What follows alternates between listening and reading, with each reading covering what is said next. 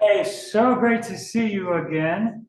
And boy, I think this movie is just a knockout. We've got about 50 people here, guys. Can we give her a round of applause here?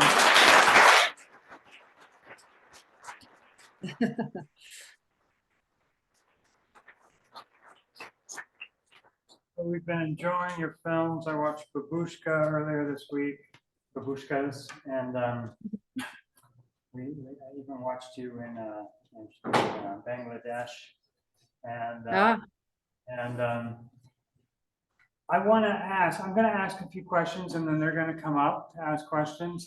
Again, if you're new here, if you want to ask a question, you just come down here and stand on the steps or sit on the steps. And when you come up, please tell her your name and like where you are in school or whatnot. So she knows who she's talking to. So the first question, I think the obvious question that everyone asks, and I watch this movie and I'm always aware, well, I'm not always aware. I forget that there's this film crew doing everything that they're doing, but with more gear maybe. So can you tell us a little bit about your team and what it was like for you to actually film this movie? yeah. Well, I'm glad that you forgot we were there. Sometimes that is the goal, but it was a pretty complicated and difficult production to pull off. The film team up in the high Arctic was myself and a woman named Catherine Barrows, who's an American, and Ingeborg Jacobsen, who's Norwegian. And we had to pull all of our gear on sledges and have all of our camera batteries and everything. Well, of course, the team didn't have that stuff. So we had to, do all of that. Catherine and Ingeborg were really the heroes of the show. I mean, they did it all skiing and backwards, and they were pretty, as you saw, most of the, or all the characters in the film, except for Felicity, were all novices. So,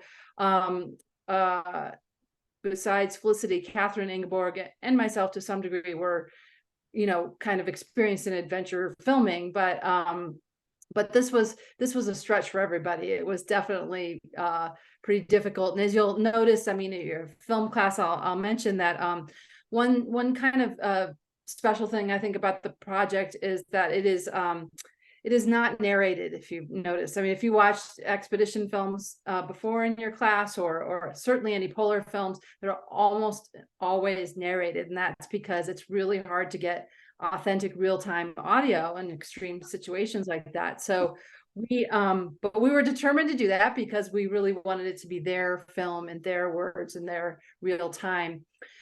So we actually mic'd everybody up first thing in the morning and then just let the audio roll 14 hours of wild audio, each person a day, and which of course is a nightmare in post-production, but I think it did really produce the gems that make it special and make it feel like it's their movie.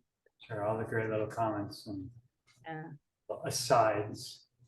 How are you dealing with batteries? And how are you charging batteries? How many batteries did you bring? I know.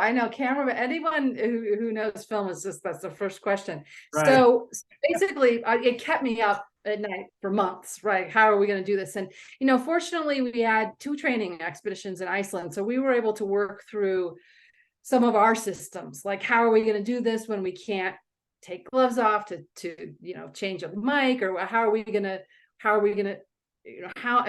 many pounds of batteries are we going to bring, because we have to be pulling them. What we used to do during the day is strap batteries to our bodies to keep them a little bit warmer. And we brought a lot of batteries given our situation, because just the fear of them dying.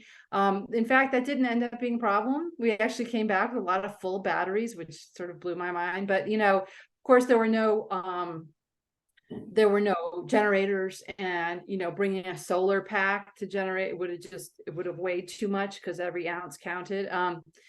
But yeah, I mean, our drone luckily was 6 ounces or something crazy like that, and we got lucky because we really didn't have much wind up there. We did have the problem that you saw the Russians had filming in terms of the GPS getting screwed up that close to magnetic north, but we managed to hang on to our drone. But yeah, we've made a behind the scenes film called Overexposed. Okay. Is that available somewhere for us to watch? It will be soon. If you check out our website, we'll be releasing it soon. Overexposed. All right, so the next question, and I know everyone has other questions, I'm stealing two really good ones. When did you come on board and how did you come on board to this project? And I kind of want to follow up with the same question about the babushkas, because that, because you're in Brooklyn, right? And how do you get connected to these people? Yeah. Well, in the moment I'm in New Mexico, but yes, I'm generally based in Brooklyn.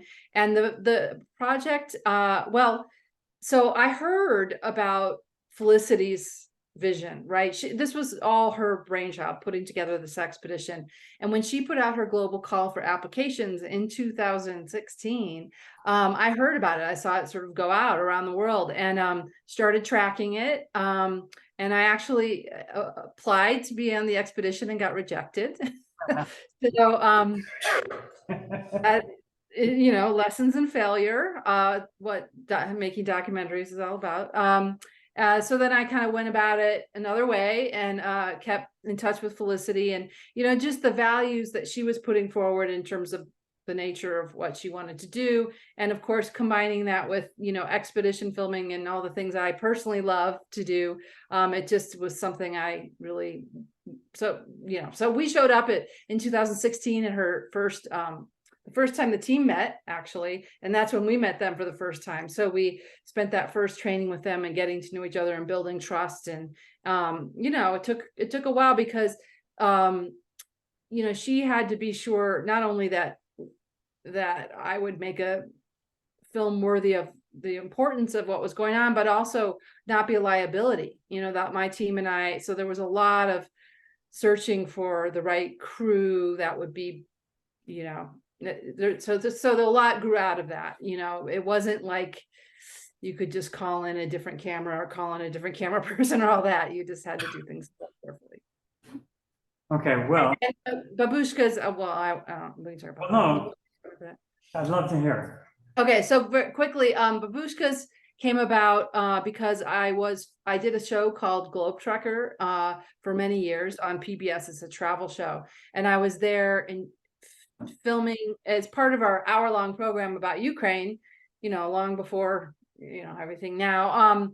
We were going, I think it was the 25th anniversary of the accident. So that happened in 1986, the nuclear accident. And in the course of filming for Globe Trekker, which was really a travel program, stumbled across this reality that there were old women living inside the Chernobyl exclusion zone who refused to be evacuated after the accident in 86, which of course blew my mind. And then I went back and did a print piece for a magazine, a New York magazine.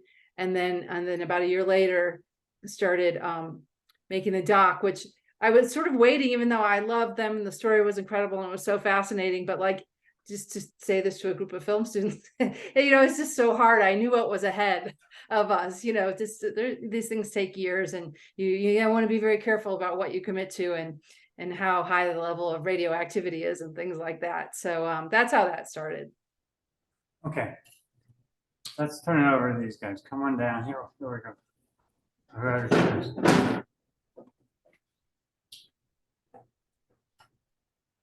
Hello there. My name is Nathan. I'm a senior in the post-production track, which means I'm going to ask you some questions about the editing. Okay. Of course, that's where the majority of my interests lie. You mentioned in an interview that you had issues with finding the story, in part because of all the masks and trying to match everything and see who was with everybody else, etc.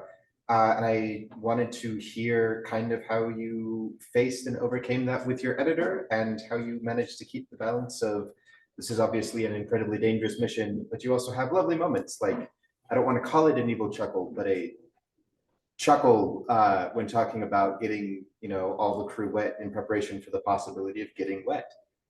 Yes, yes. I'm all about the chuckle. So I think that, yeah, I mean, if you notice half, just sort of structurally, half the film, the first half of the film is their training, or them at home, training in Iceland or Oman, them at home. And then really it's only the second half of the film where you're in the high Arctic, and the last 30 minutes when you're out on the ice. So there was a lot going into building the rhythm, and the building things up without over promising. I mean, it's kind of an interest, like that really happened with the polar bears, because of course that was the biggest, one of the threats out there that never transpired. We never even saw a polar bear. So like how hard you hit that theme without like making it feel like a empty red herring, you know. But in terms of your questions about the women, yes, because when we were out on ice, it was so cold, everybody was covered, and you know, you can't, and it's an intimate film, and you get a lot of the humor and the intimacy mostly in the tents, if you'll notice, because that's where people were uncovered and we could be right there with them. And there were still, because part of staying safe up there is you're always moving. So you couldn't stop people and say, you know what, you know, how was last night? Or, you know, how do you feel about this? None of that would happen. It was just what was happening. So it's difficult when they're covered all the time. So you'll see, we worked really hard to I mean, a lot of things we didn't use because, right, you couldn't feel it because you couldn't really see them. But we worked hard to keep threading close-ups in, you know, so you kept, even though, you know, consciously you maybe weren't registering that so you felt that intimacy with them. And that took some doing in post. And I mean, I guess the most challenging story thing was, well, there were a couple, it's always about the story with docs, but so the truth is that not much happens on an expedition usually. So you're, you know, clomping along 14 hours a day. And that's kind of boring, really. And your characters are covered up. So it's really about, if you'll notice, each scene was like, okay, here's the scene where they're crossing that open lead of water. Here's the scene where they're frostbite, you know. So it was really a lot of like teasing out what could become a whole scene, even if it didn't. Yeah, so that sort of answers your question.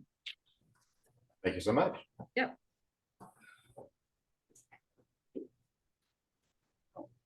I was way too small. Okay. Hi, I'm in the documentary track that is no longer existing at UVU. But here, I didn't hear you. No longer what? the documentary track isn't existing anymore. Oh, uh-oh. I know. So sad. But That's a question I have for you, Dwayne. I know, right? No, actually, Nathan, thank you so much. You took the question I wanted to ask you, but I do have another one. I really enjoyed both exposure, but also the babushkas of Chernobyl. And I was just wondering, what were some of the precautions that you had to take filming within the exclusion zone? You did like kind of touch into that, but I kind of wanted to hear more about that and how long it was safe to stay there. Yes. So that was that you touch upon the particular challenge of that film. I mean, one is when your tension and your villain and your enemy in your documentary is invisible, that presents challenges. And then the other was like, how do you and your crew go safely in there? So the reality of the situation is that film was shot in different periods of time, but really only 18 days of shooting, which is not very much. And part of that was because a lot of that was because of the situation. You could only go into the zone for so many hours in a day, and you could only go in so many consecutive days, and you could only go certain places. Really, we were limited for good reason, because some places are a lot more dangerous than others inside the zone in terms of their contamination levels. So the most important rule in the zone is to not eat the food. And I will tell you, it is very hard to sit down and film a babushka and not eat her dumplings or drink her moonshine before you do that. It's just very much a part of the culture there. So that's just one of these things they probably don't teach you in film school, how to navigate those kind of crazy things. And in that instance, what we did is we took to bringing our cakes from Kyiv. It'd be like, oh, okay, we'll eat with you. How about this cake we brought from the store in Kyiv, and not have to eat the local food. Let's see. So what were the other, and we split our team, two teams, right? So no one team had too many days in the zone. And while one team was in the zone, the other team would maybe go do an interview with a science person or something who was outside the zone. Perfect. Thanks so much. Yeah.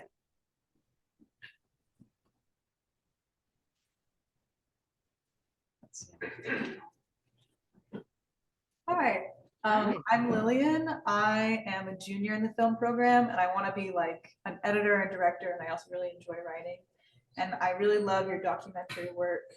And I just wanted to ask how you find your stories, like where you look for them, because I think you tell really, really poignant and unique, intimate stories. And I would love to hear where you go looking for them. And Well, I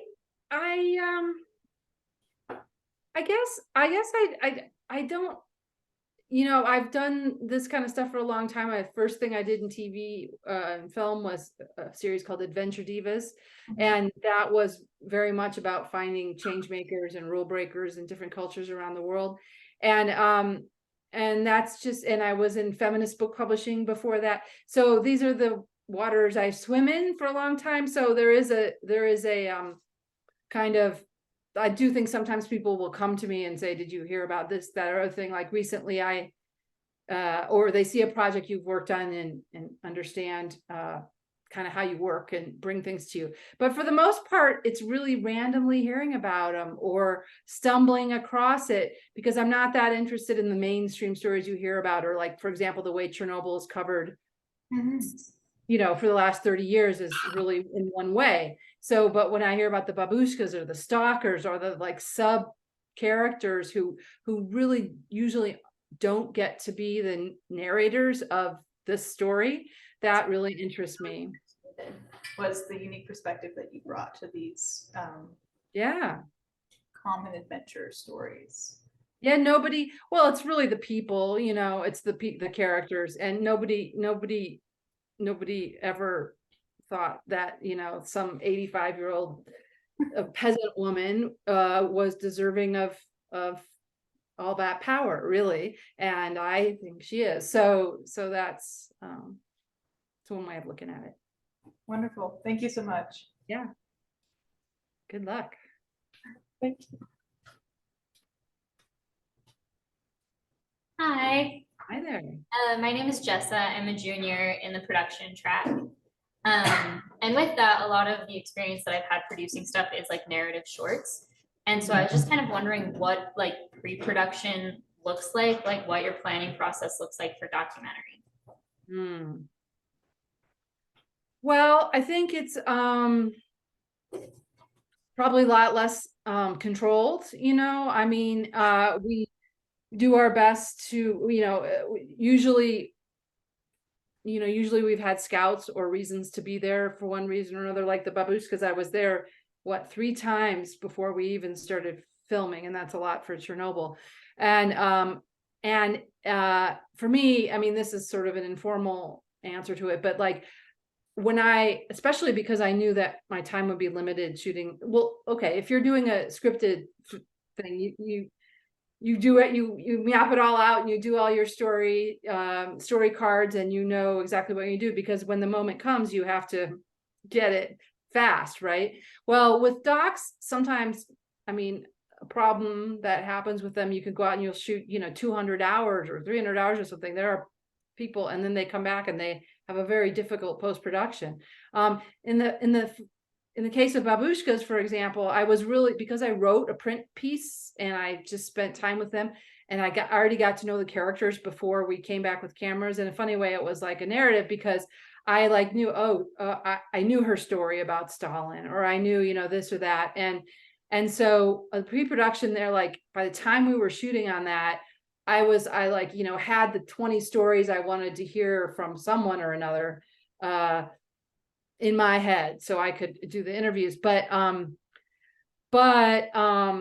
course, the best part of any film is the stuff you don't know is going to happen, and all their dancing and their, goodbye brains, see you tomorrow, still my favorite toast ever.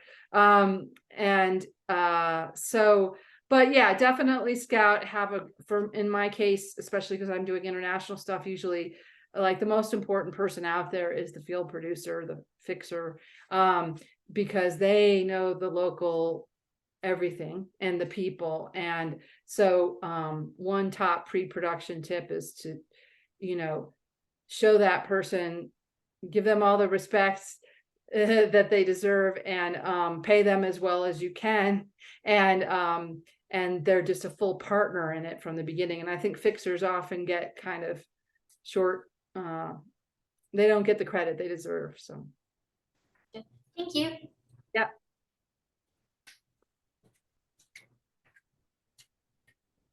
Hi, my name is Taylor Verrett. I am a junior in the screenwriting track, and seeing as you're very involved with creating documentaries, I wanted to ask you, like, as someone that mainly studies like writing for more narrative-driven films, how do you handle writing for these documentaries? Because I imagine a huge chunk of it is like stuff you can't account for with writing, like in the Arctic expedition, where you were basically just, everything was happening as it was happening. Yeah, I mean, I think I probably tend to, even though the stuff I do isn't narrated, I do tend to write a lot because I come from a writing background and I started as in the print world. So I tend to, when I think about, okay, this is what the story's gonna be, I write out what I think it might be, and how the stories could fit together. But in the end, of course, my writing, I think putting stories together and actually building stories out of like random raw material is a form of writing. But so I guess I don't know if I'm answering your question. So how do we address it? How do I address the writing? I guess I have a full script of Babushkas before we even started shooting, and again, it was because it came from a print place, and then it all changed. It all changed. But I think really writing, for me, writing things out helps enormously, because then when you're in the field and you're interviewing someone, you kind of will know where to go with the interview or what to ask, because you've already thought through, oh, this is probably going to be a story of when some frostbite happens, or when you're obviously going to ask certain questions to the babushkas. Yeah, so for me, it's actually a pretty big part of the pre-production process. Oh, awesome. I did not think of that. It would be like that. So thank you.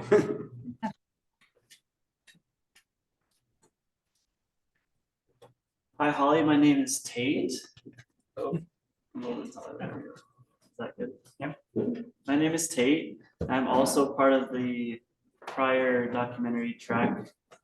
And I like documentaries. Sometimes it's hard to think of ideas. And that was also my question, was like your process of ideas and how you write out pre-production versus, because I know documentaries are made in edit. And just so that kind of answered my question a little bit. Just how much you plan versus how much you manipulate in the edit, I guess. Hmm. Does that make sense? Yeah. I mean,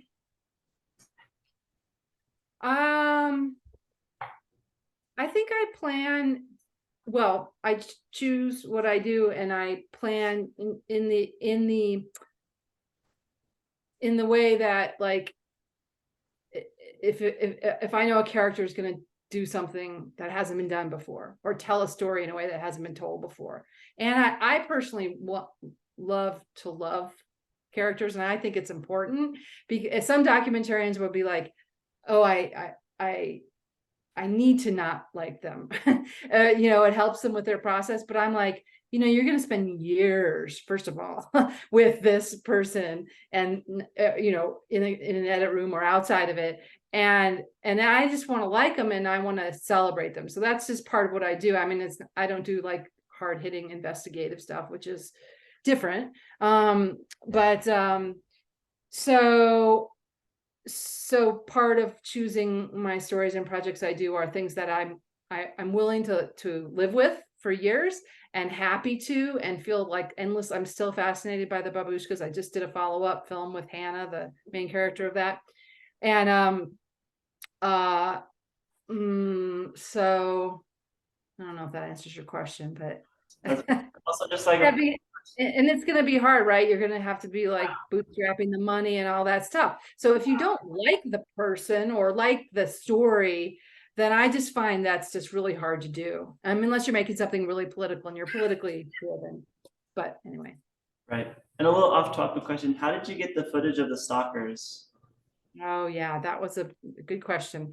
So the stalkers were the hardest part of it all, but I found more fascinating, and someone else asked about the stories and the edit, and I did have to kind of go to battle with my editor a little bit about keeping, I thought they were a very important part of the story, even though, you know, footage isn't great and all that. So we got the footage, got to know them. Again, I wrote a print piece. I went into Ukraine and did a piece for Slate magazine, and worked with my Ukrainian translator. I mean, like clandestine meetings in the mall and stuff like that, because what they were doing was dangerous and illegal. And no, of course, it's not going on now, what with the war, but and so a lot of that footage. So I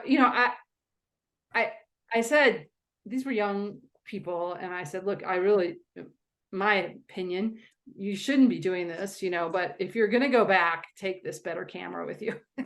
So at one point we did give them a better camera, but most of that footage, and they were going anyway, they went regularly, but most of that footage was theirs on their own phones. Like, and then some of it was stuff that was shot after we got to know them, but most of it wasn't. Most of it was, they just collected over the years. Wow. Thank you.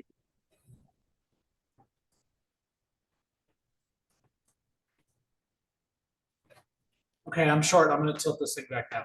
Okay. Okay, so my name is Spencer. I am actually not a film major. I am an education guy, and I'm a teacher. And so my question to you kind of plays into that. As I experience things in my life, I'm always looking for that teachable moment, that way to share things that I've learned in trials and experiences with my students.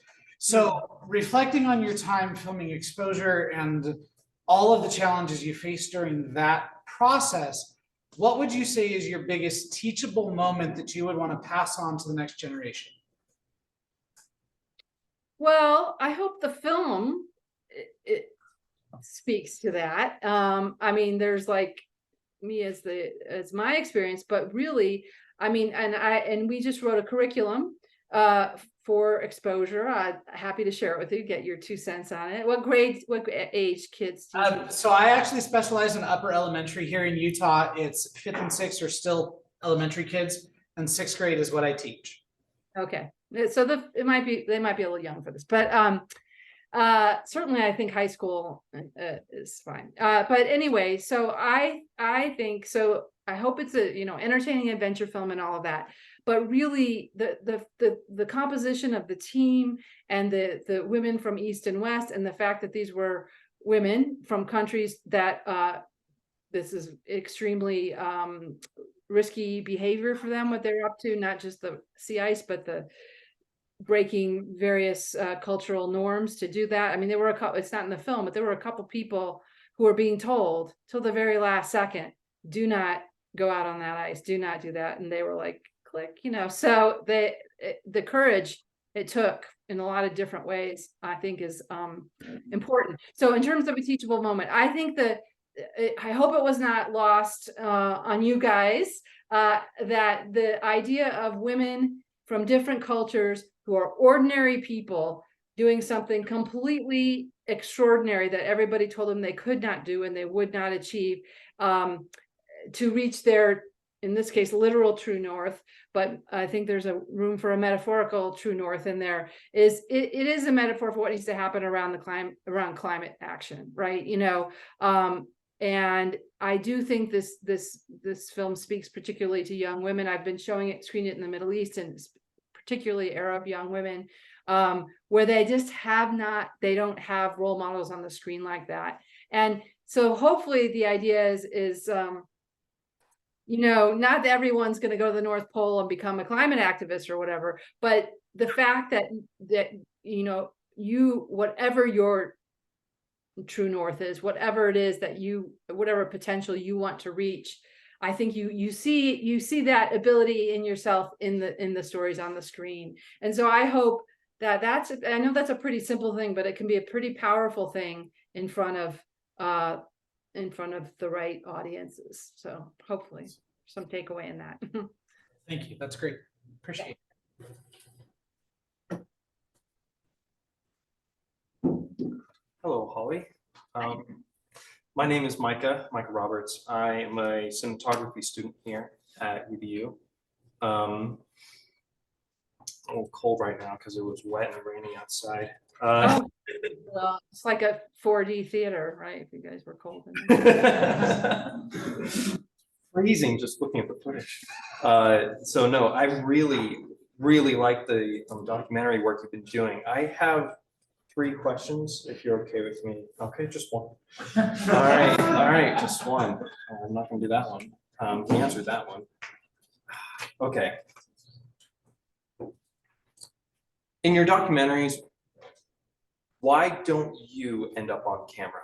And I have a theory. Is it because you don't want to be the focus of the story? It's not about you. Yeah. I mean, that's a big part of it. I mean, I have done my fair share of being on camera and other kinds of things, but in documentaries, it's not what it's about. I mean, I will tell you, but in this film, we actually did a first cut. We did have a lot of like kind of crazy stuff of me and the crew, and when things were happening, and we happened to get things that you didn't actually see, that the expedition experience. And we did try to put it in a first cut, and immediately I was like, it's not about us, there's been a fair amount of that out there in the world, like the expedition films and stuff. It's about, so I was just, it wasn't the point of doing it. And that even though there were like good salacious moments, that I think, were good, it didn't serve the purpose of the film.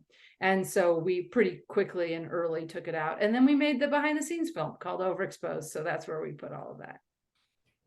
All right, that's the only question. Thank you. You already knew you had a little bit. I have one job. Hi, my name's Ellie. I'm a junior in the directing program. And I just noticed you tell a lot of stories about women, and I just wondered like what inspired you to do that and what advice you have for other female filmmakers. Yeah, when I was in college, I didn't study film or media or anything. I was a women's studies major.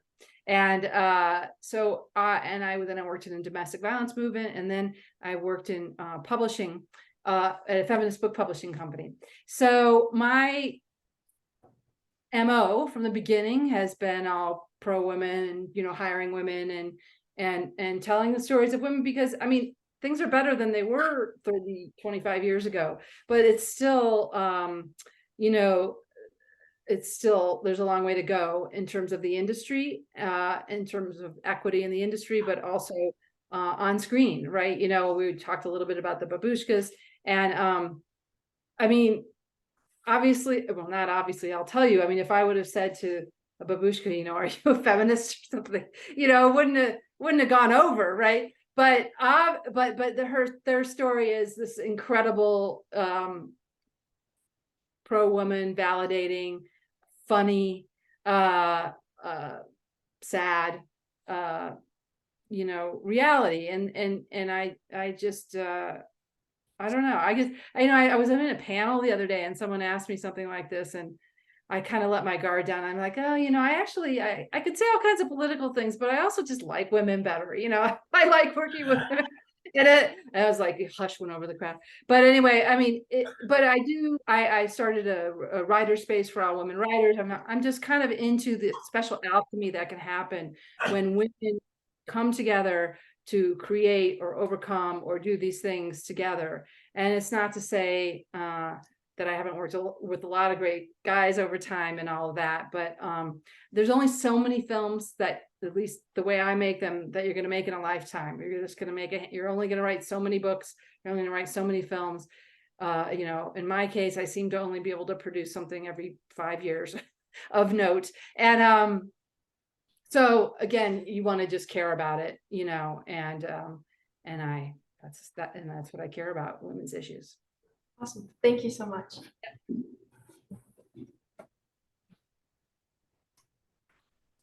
What's up just a little bit. There we go. So I'm Tyler and I'm a writing student here. First, I just want to say thanks for getting this made and sharing it. It's super cool. The question is, how do you get something like this and babushkas produced up front?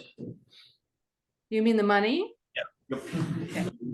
So yeah, so I didn't have money up front. And I tend to make, I mean, I do some stuff in a more commercial, and I have done plenty of stuff for hire over time. But these projects that we're talking about tonight are my independent projects. And in every case, it's been a bootstrapping process. So I never have had actually the dream situation where I have a producer who goes out and raises $1 million and all that. I mean, it does happen, but if you're making independent documentary, it's uncommon, honestly, unless you're, you know, there just aren't that many doc makers who really, it's a hard career. Sustainability is a constant conversation in the industry. So now, but there have been people and so anyway, I could say by hook or by crook is how I put the money together, but also, like, you know, you go along the way and you prove yourself. So you make a proof of concept and you find an executive producer who will put in, you know, X amount of dollars to keep you going. And then you shoot a scene, or you do a training expedition, and you find someone who will fund that. And then in our case with I don't know if you noticed that Blumhouse was one of the presenting producers, and they are huge company known for horror films, Get Out and all that. So they saw the film when it was done at like Fine Cut, and loved it and wanted to support documentaries and helped us finish it and brought in all the post money we needed after, you know, finishing money.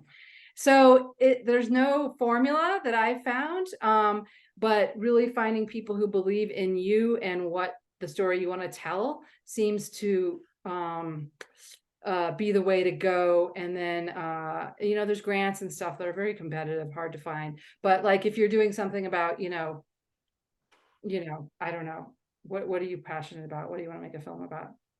I want to do more narrative stuff, but I would love to explore documentary as well.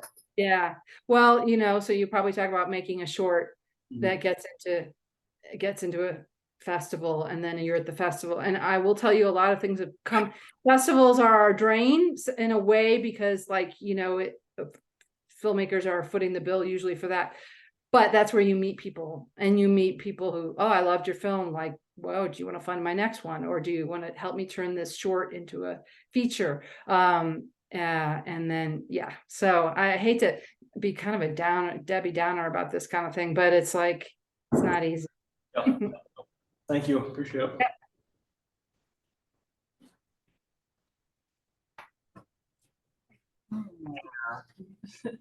Hi, I'm Penny, and I want to go into the directing track here at EDU.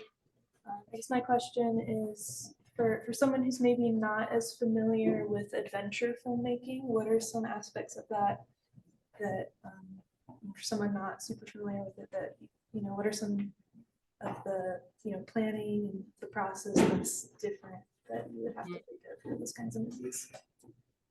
Well, I think that what it forces you to do is be super efficient, and that helps budget and everything else, right? Because if you have to fit everything you need, or you have to have a very small crew because you're climbing a mountain, or you have to be very efficient, right? And also I think I have found you have to jump in and film yourself and stuff in situations because there's no extra people, there's no extra energy, and so wearing many hats if you're like out in the middle of nowhere is useful, and having a set of skills and having your crew also be multi-talented. So you don't want to have a cinematographer who's like, oh, I don't do sound ever, like if you, because you very well may be in a situation where you're like, sorry, you got the sound guy just broke his ankle, you got to do the sound and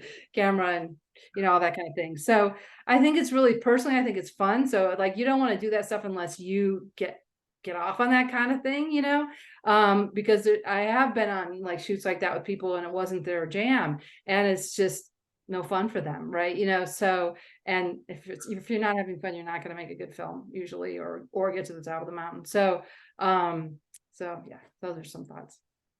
Thank you. How are you holding up, Holly? We've got a few more people on this line. Good. I hope I didn't like scare all the male students out of the room there with my speech. There it is. I wish my manifesto. I wish the gender balance in our program was really what it's like currently in these questions, because you're bringing all our women out, which is fantastic. So, except for you. I ruined that moment. Yeah, well, my name is Hockley Davis. I'm in the directing track, and the question I have is, well, along with the last question of directing on the fly, what was it like to direct? Oh, sorry. Sorry. What was it like to direct not only the actors, well, the documentary, the exposure film, but also the crew along with it on the fly? Because you mentioned that they needed to be always moving, and it was.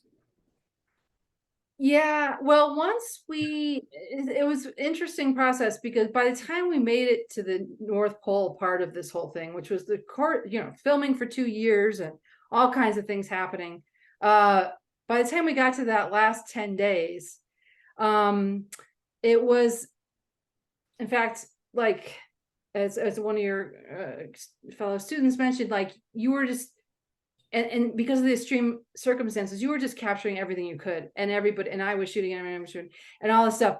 And because we built up and we got to know the people and we knew their stories, I was always looking out for an end to someone's story, like Mizpah, right? Like that when she prays on the ice, like I had already been to mosque with her, and I had blah, blah, blah. So I knew what her story arc would be, but I didn't know at the end of the film, I find her to be like the new leader of the team. And she's like taking care of Anissa, who is the toughest physical one, but like emotionally, she was the most fragile out there. So it's like this interesting flip that happened. So because I'd gotten to know people, I was directing in that I was watching and trying to, create stories where there would be an ending. You want a beginning, middle, and end, even in a documentary.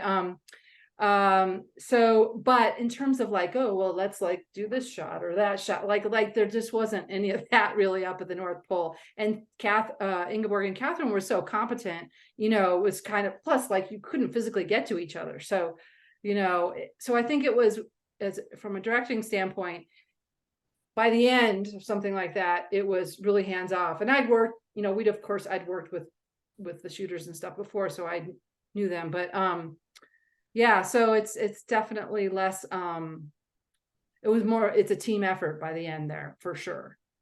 And you really want your shooters, like I especially had one of them who was really paying attention to story, which was so important, because I wanted her to be thinking about that because she would be talking to people and I wouldn't be there, because I would be off whatever doing something else. So it's a really important thing that I love working with people who are not just thinking about the picture, which is important, but also thinking about the story. Okay, thank you. Yep.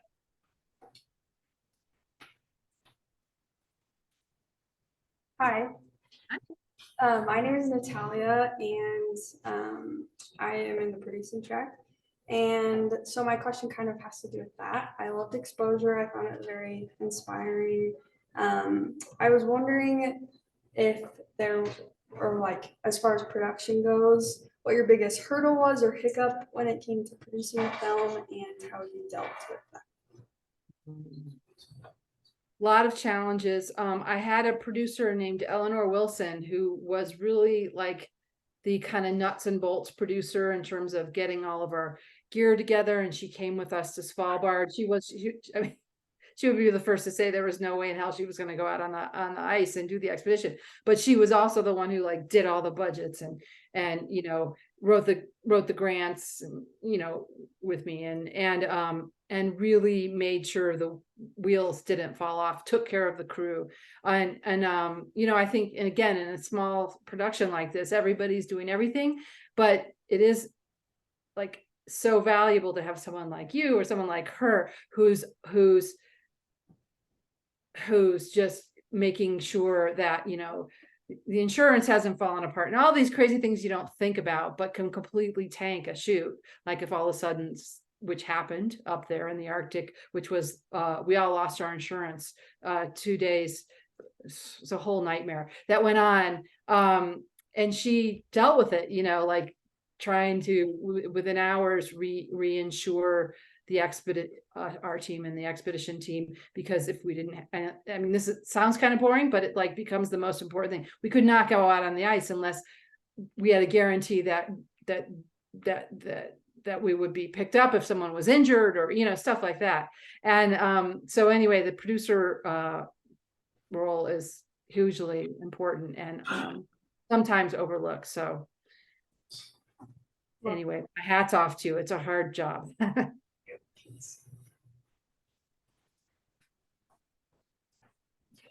Hi, I'm Marisa. I'm also in producing track. I'm a junior.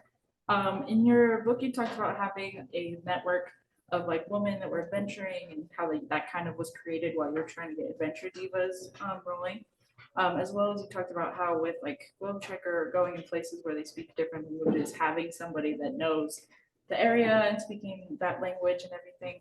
What would be your biggest piece of advice for like finding those networks or creating them yourself and making sure you have those connections in like the different places that you go?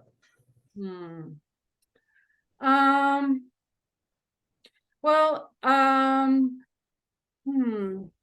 I guess I've always found myself working with putting myself in a position of meeting like-minded people who cared about the same political values. And when I went into publishing, I didn't know anything about publishing, and I was packing books for the first year, but I was hanging out with a lot of people who were more experienced, willing to teach me things, and most importantly, cared about the same things I cared about. So in a way, the filmmaking or the publishing and the writing and stuff kind of came after, but finding my community of people, and that seemed to be the most important thing, and that remains true to this day. I mean, people I met when in my 20s, I'm still, I just did a residency at a place with some of those same people, and someone from my Adventure Divas film, which I made ages ago.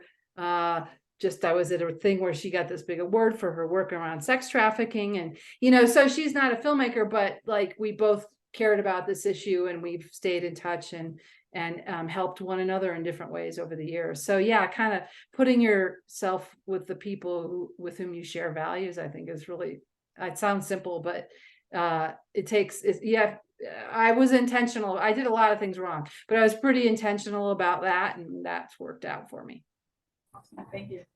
Yeah. Hi, Robbie. I think I'm the last question. Okay, make it good. It's No problem. Oh, sorry. Well, it's pretty related to Maurice's question. So I'm curious about how, as an objective observer behind the camera, how were you able to establish relationships with the women in the film, and have you continued those relationships? I think it with every project, it takes time and spending time with them. And I mean, the plus and minus of expedition filming is you get intimate really quick with people. You're in the foxhole, you're in the trenches, you're like, there's no bathrooms, the whole deal. You kind of get close quickly. And I do think that and I there were a lot of cultural sensitivities in this filming process. So I think that especially the Arab women had to be convinced that I, knew whatever, that kind of, we were on the same team, and that I had no intention of telling a inappropriate story or something like that. And so I do think it's spending time with them. I think it's showing them their previous work. So if you go to someone and say, I want to, I think I showed this group of, not in the adventure stuff I did, but the babushkas because I think it showed a lot of cultural sense, appropriate. There were, it wasn't some sort of like, American parachuting in to, capture some story in a superficial way. And I think in both these cases in this film, the people wanted to know that was going to be the case, because I think people have been burned a lot out there, and so you just have to be sensitive to that, and just spend time, and don't shoot right away. Spend time with them, hanging out, and it's just as much for you too, because that's part of your pre-production. But also, to my point earlier, you're going to spend a lot of time, blood, sweat, and tears on this, and you'll make it a better film, and you'll be happier along the way if you have a good relationship with them, I think. Yeah. All right, do you all stay in touch?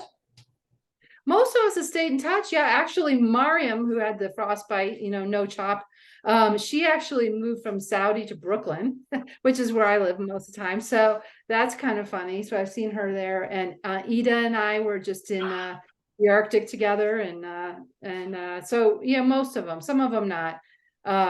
Some of them are a little more inaccessible, like the princess, but positive relations, if not seeing them. I mean, part of the big problem was the pandemic really put the kibosh on some of our plans, our post-production plan, our post-expedition plans. Thank you so much. Yeah, thank you. Okay, Holly, well, I've got two short questions that I want to finish up with, if you don't mind. Yeah. The first one was, somebody went with Miriam on a helicopter. And I'm curious about that and about that choice. And Yes, I was wondering if anybody caught that. Yeah, so you have put your finger on the most difficult moment in the shoot for me personally, because partway through she had this cold injury, and I knew she was one of our major characters, and that we had to follow her and finish the story. And I also knew pretty quickly that it had to be me to go with her, because I was not capable of doing what Ingeborg and Catherine could do. I mean, they were like, super Arctic cinematographers, but I could shoot a story, so I took one of the cameras and I went with Mariam to Borneo, and stayed with her as she went through all that she went through. And then of course you saw at the end, and I was able to actually, which was good, help kind of anyway, the fact that she went back and capture that too. So anyway, yeah, so I was alluding to, you have to make tough choices out there and do things that you personally, of course, splitting the team up is a terrifying thing to do from a producer director standpoint, but it was the right thing to do, I think, for this film. And I also knew that it kind of had to be me to go do that. So that's what happened. that's crazy, because there's so many poignant moments that they got up there at the North Pole on their own. with Mhm. you there, and it goes right back to what you were talking about trusting your team and having a good team and people who you rely on. Yep. It's crazy. The last one is, can you just review your Utah connection to these people? So Oh, your Utah street cred. my Utah street cred. Yeah. Well, when I was 12, my parents bought a cabin near in Sundance near Provo. So I've spent, all my God, I spent 45, my mom sold it about 5 years ago, but 45 years of summers in Utah, and I love fishing there and being there and skiing there, and yeah, so go Utah. There you go. Great. Yeah. All right. Thank you so much, everyone. Give a round of applause. Thanks for watching. Oh, I've lost you. Take care. Oh, Beautiful movies. Thank you so much. thank you. Take care. Bye-bye.